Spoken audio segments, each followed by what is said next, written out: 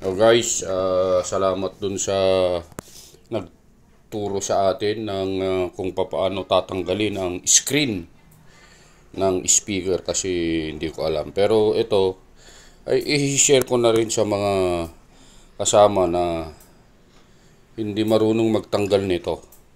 So tatanggalin natin ito gamit yung ganito, kahit anong bagay na pwede natin gamitin na lulusot dun sa mga butas ng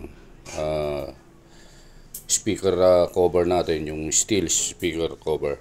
Apo. Okay? Para sa ganun ay matanggal natin to at malinisan at magawa natin kung anong gusto natin gawin dyan sa loob ng speaker na yan. Okay, so let's go! Gamit lang tayo ng kahit anong damit o kaya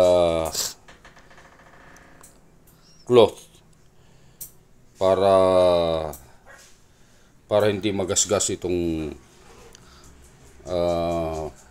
palibot niya ng speaker. Mamalagi siyang maayos. Okay, so ganito. Papasok lang natin ito sa mga butas. Tapos unti-unti natin siyang iaangat paikot. Okay? Ayan. Yun. Okay? Okay. And then, galin na natin. Yun. Okay, tandaan nyo lang guys na meron siyang mga palatandaan dito. Dapat maitapat mo rin sa mga kanal na yan pagka binalik mo ito. Tsaka hindi ka malilito kasi meron siyang tatak kung ano man yung speaker nyo na tatanggalan nyo ng ganito. Makikita mo kasi nandito sa baba ito. Bilang palatandaan na ganun nga ang itsura niya.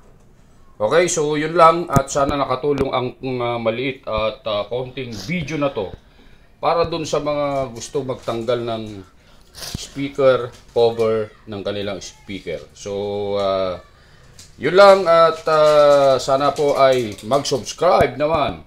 Kung nagustuhan nyo yung video na to, mag-subscribe naman kayo at i-like yung video, mag-subscribe sa ating channel, Just TV. God bless!